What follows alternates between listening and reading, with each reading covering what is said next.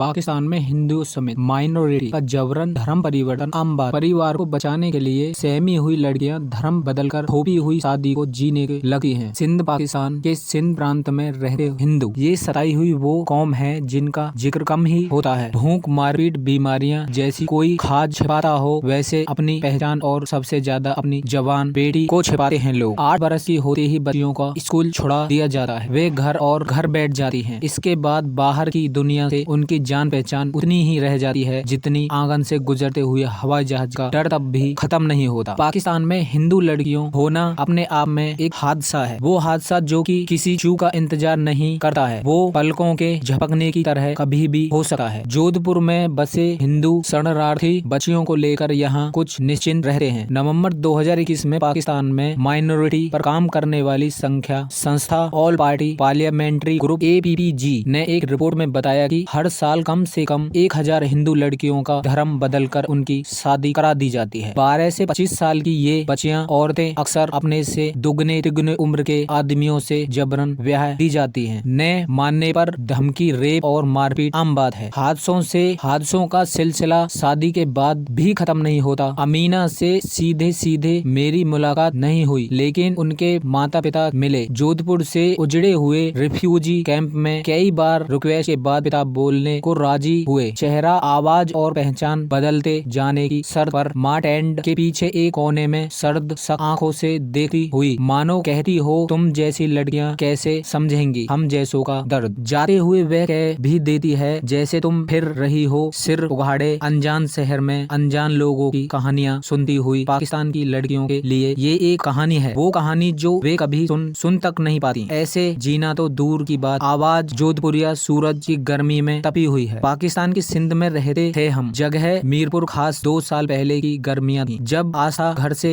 गायब हो गई। मैं खेत में मजदूरी करके लौटा था। उसकी माँ बाकी औरतों के साथ बाजार गई हुई थी। लौटे तो आस्था नहीं थी। बच्चियों पर हो रही हिंसा के चलते हर साल बहुत से हिंदू पाकिस्तान से भागकर भारत आ रहे हैं। हमें अंदाजा था कि ऐसा होगा। पिता बोलते हुए लड़खड़ाते हैं, फिर संभलकर कहते हैं, सिंध में ये नया नहीं। रातों रात बेटियां घर से गायब हो जाती हैं। खोज ढूंढ की तो पता लगा कि बेटी पड़ोस के गांव में रखी गई है। रपट लिखानी चाहिए लेकिन थानेदार ने धुतकार दिया। वहां से निकलते हुए थोड़े नरम दिल पुलिस वाले ने तसल्ली दी, शुक्र मानो लड़की रेप के बाद सड़क किनारे नहीं मिली। भूरी आंखों वाला वही पुलिस वाला हमें अपनी बेटी के नए घर लेकर गया। बैठकर मैं और उसकी माँ इंतजार कर रहे थे। जब आस्था का पति आया, उम्र मुझसे भी 15-20 साल ज्यादा, शरीर पर सिलवटें, पोपली मुस्कान से बोला, अमीना अपनी